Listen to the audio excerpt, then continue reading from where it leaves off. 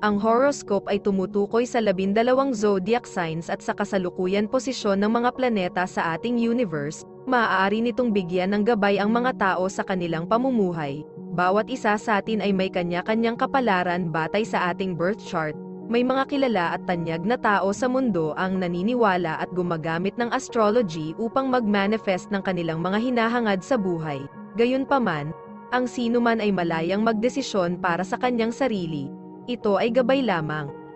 Huwag kalimutan mag-subscribe sa Cosmic Intuitive para lagi kang may guidance. Mag-like, comment at share sa ating mga videos kung na-appreciate mo. Salamat!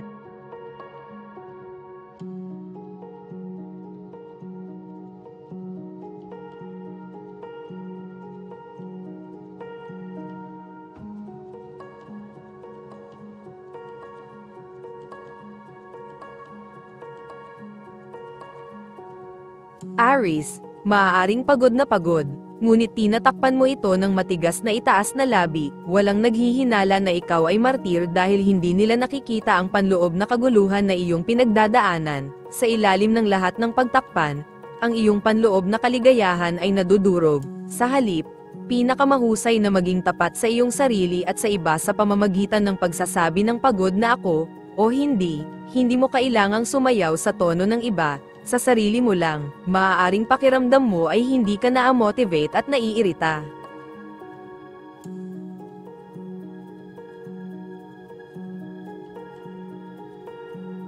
Taurus, ang iyong mga kasanayan sa paggulong at pakikitungo ay hindi pa ganoon kahusay sa kasalukuyan. Ang pag-asa na darating ang mga maswerteng break sa halip na magtrabaho ng husto ay hindi isang mataas na posibilidad na resulta. Ang pag-aaral na hamukay ng mas malalim sa iyong sariling kapangyarihan at bumuo ng mga pagkakataon ay pinakamainam. Ang isa pang isyu ay ang pag-aaral kung paano at kailan makikilala kung aling mga pagkakataon ang sulit at alin ang hindi. Huwag hayaang makagambala ang magkasalungat na opinyon sa isang posibleng tagumpay sa iyong kasalukuyang relasyon.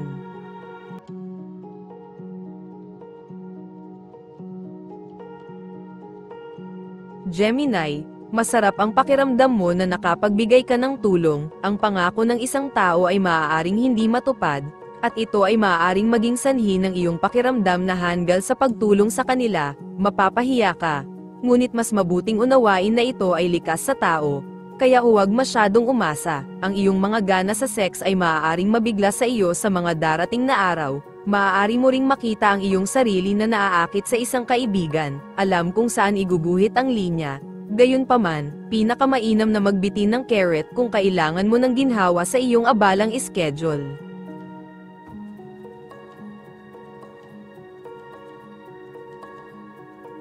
Cancer, ang aral ay isara at itigil ang pag-iisip tungkol sa mga bagay na bumabagabag sa iyo. Mas mainam na maging bukas at tapat sa espesyal na taong iyon.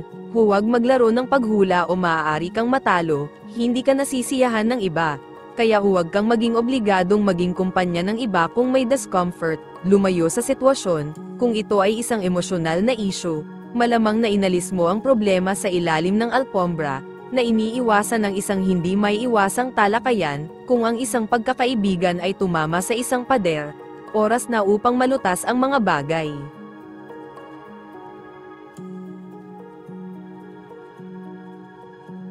Leo, ang tila kakaiba sa ibang tao ay magiging kaugalian para sa iyo ngayon. Ito ay totoo lalo na sa iyong mga relasyon. May mga malikhaing hangarin na naghahatid sa mas malalim, radikal na mga elemento ng iyong personalidad. Ang isang maswerteng hanay ng mga pangyayari ay malamang na dumating sa iyong pintuan. Ang mga bagong pagkakataon sa trabaho o romantikong hangarin ay magiging isang kapanapanabik na diversion mula sa pang-araw-araw na karanasan. Interesado ka sa mga gawaing masining o photographic, magiging nakaka-relax ang pagsasama-sama ng photo album.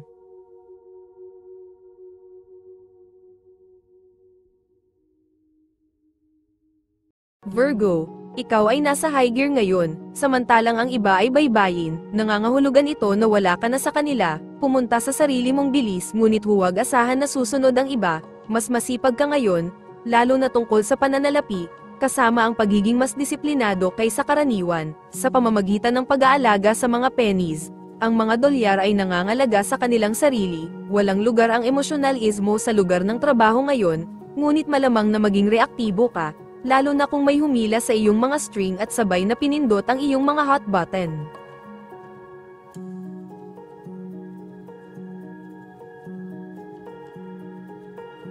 Libra, mas gaganda ang pakiramdam mo tungkol sa iyong mga relasyon sa pagtatrabaho sa susunod na araw, ikaw ay ganap na naaayon sa iyong paligid, ang mga taong nakakasama mo ay maaaring lumikha ng ilang kawalan ng tiwala sa iba, iniisip mo kung tama ba o hindi ang mga desisyon mo, maaaring may manliligaw sa iyo, na nagpaparamdam sa iyo na parang mas magaling ka kaysa sa inaakala mo, mag-ingat na hindi mo hahayaan na tripen ka ng ego mo. Ikaw pa rin ito ay pinakamahusay na panatilihin ang iyong isip sa trabaho, gawing may pananagutan ang ibang tao sa kanilang mga aksyon.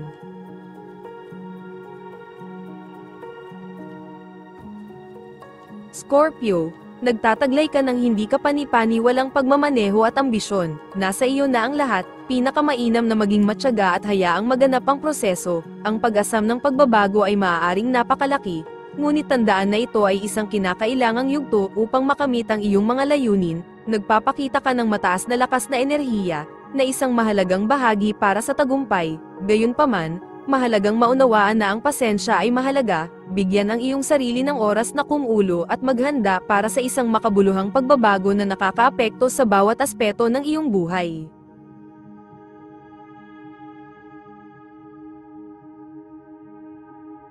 Sagittarius, ang pag-renew ng iyong mga pagkakaibigan ay may uugnay sa iyong pamilya at buhay tahanan sa mga susunod na araw, ang paglilibang sa ginhawa ng iyong sariling tahanan ay isang bonus. Maaari kang makatagpo ngayon ng isang tao na medyo kanais-nais ngunit maaaring hindi matatag at hindi mahuhulaan, na siyang huling bagay na kailangan mo ngayon, tingnan ang iyong kawalang tatag o, sa halip, ang pangangailangan para sa ligaw na pagsasarili, pinakamabuting tiyakin na ang mga plano ay maayos na inilatag sa mga susunod na araw upang maiwasan ang kalituhan, maaaring makaligtaan ang mga kaganapan.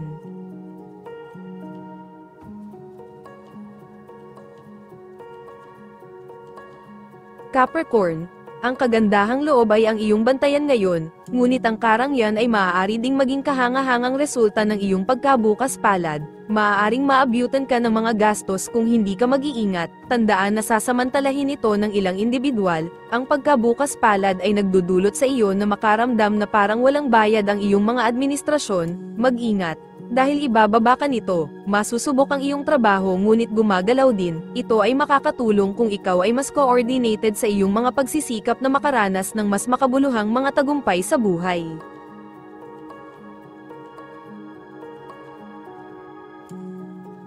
Aquarius, maaaring naiinip ka sa walang katapusang kompromiso at madaling gawin ang anumang gusto mo, ang mga nasa iyong kapaligiran ay maaaring mabilis na nagbabago, kung gusto mong magpatuloy sa isang kurso ng aksyon, ang paggamit ng mga kasanayan at pilosopiya na nauugnay sa aksyon ay pinakamahusay, maaaring wala kang kasanayan sa paggawa nito, pagbutihin ang iyong mga kasanayan, hinihimok kang palawakin ang iyong mga abot tanaw, ngunit hindi ipinapayong magmadali sa bagay na ito, magkaroon ng kamalayan at magplano ng mas epektibo.